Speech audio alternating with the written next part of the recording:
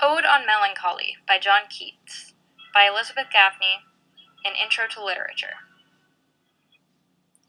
John Keats was an English Romanticism-era poet. He was born in 18th century London. He is the oldest of 4 children, and his parents died at a young age.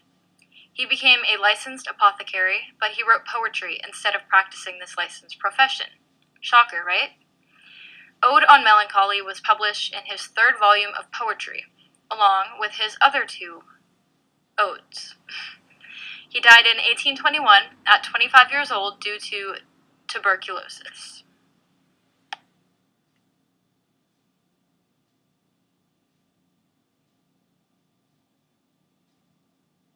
No, no, go not to lithe, neither twist, wolf's bane, tight-rooted, for its poisonous wine, nor suffer thy pale forehead to be kissed by nightshade, ruby grape of Proserpine. Make not your rosary of yewberries, nor let the beetle, nor the death moth be, your mournful psyche, nor the downy owl, a partner in your sorrow's mysteries, for shade to shade will come too drowsily, and drown the wakeful anguish of the soul. But when the melancholy fit shall fall, sudden from heaven like a weeping cloud, that fosters the droop-headed flowers all, and hides the green hill in an April shroud, then glut thy sorrow on a morning rose, or on the rainbow of the sand wave, or on the wealth of globed peonies, or if thy mistress some rich anger shows, imprison her soft hand, and let her rave, and feed deep, deep upon her peerless eyes.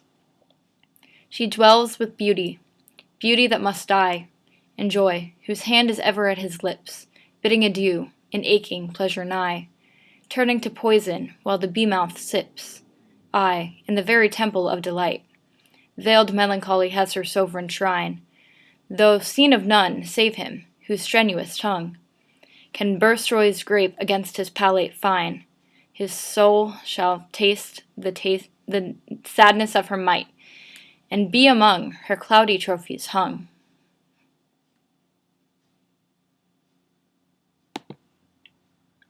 Keats was inspired by Robert Burton's Anatomy of Melancholy, first published in 1621.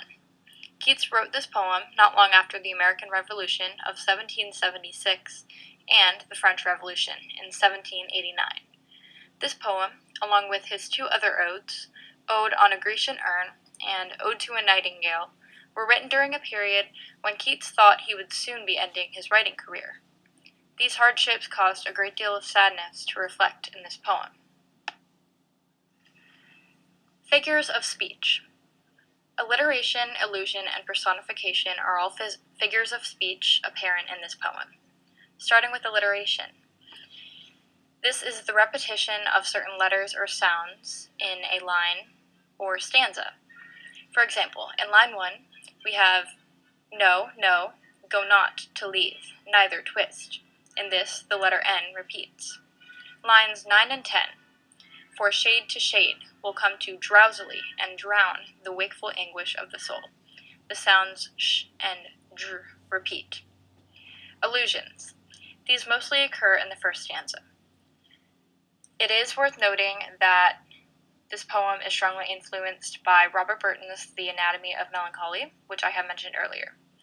In line 1, the speaker instructs the addressee not to go to Lethe, which is a river in ancient Greek mythological underworld.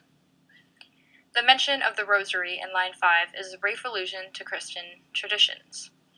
Rosary beads feature prominently in the Catholic Church, and yewberries are another poisonous plant. Therefore, a rosary of yewberries suggests a poisonous kind of ritual. Personification. Clouds are described as weeping, an image that emphasizes the poem's focus on melancholy and sadness. Hills can wear an April shroud of rain, an image that ties in with the weeping clouds. Symbolism and imagery. In Ode on Melancholy, poisons and intoxicants, things like alcohol and drugs, symbolize an attempt to escape melancholy by dulling the mind and giving up on life. Examples are lines 1 through 5, where poisonous wine, the ruby grape of Proserpine, a poisonous grape, and yewberries are mentioned. In lines 6 through 8, the speaker implores the reader not to partner up with beetles, death moths, or downy owls. These animals symbolize death or an unhelpful preoccupation with death. In the second stanza, nature symbolizes the connection between beauty and melancholy, which is why it's quite a contrast from the first stanza. It utilizes nature elements like clouds, flowers, hills, and sand waves. Imagery. The nature descriptions in the second stanza also create a sense of imagery, as it is just visual symbolism. Describing how the cloud weeps or the green hills are covered in rain by using personification was an excellent way of using imagery in this poem.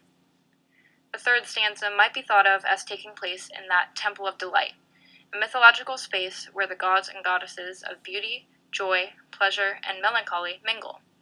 This lets the reader remember that the poem takes place in an imaginary space, in order to illustrate the nature of melancholy. Sound and rhythm. The rhyme scheme is formal verse that uses a metrical pattern and rhyming scheme, usually A-B, with a few exceptions. A-B, example. Enjoy, whose hand is ever at his lips, bidding adieu and aching. Pleasure nigh, turning to poison while the bee-mouth sips, I in the very temple of delight. The meter of this poem is an iambic pentameter, which is da-dum, unstressed, stressed, syllabic pattern. Line 15 is the perfect example for this meter. Then glut, thy sar, row on, amor, ning rose.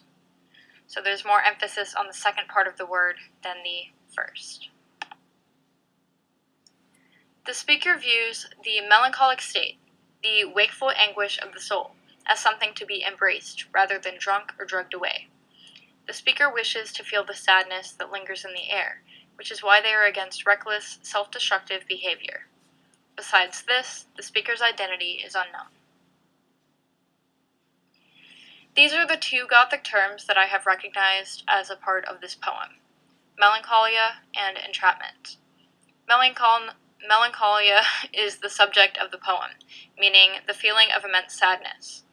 The narrator of this poem encourages the reader to embrace the melancholia, not to numb it. Entrapment is a more subtle Gothic term at play in this poem. It can be seen in the desire to numb the pain, as it is almost unavoidable, making the reader feel entrapped and suffocated by the melancholia. What makes this poem Gothic? The poem utilizes multiple Gothic terms, as mentioned earlier, and the use of figures of speech within the poem adds to the sense of uneasiness set forth by the author. The time it was written, as well as the subject matter of the poem, is what makes it so Gothic. Here are my works cited. Thank you for watching the slideshow, and I hope you have enjoyed the poem and the information that goes along with it. Bye.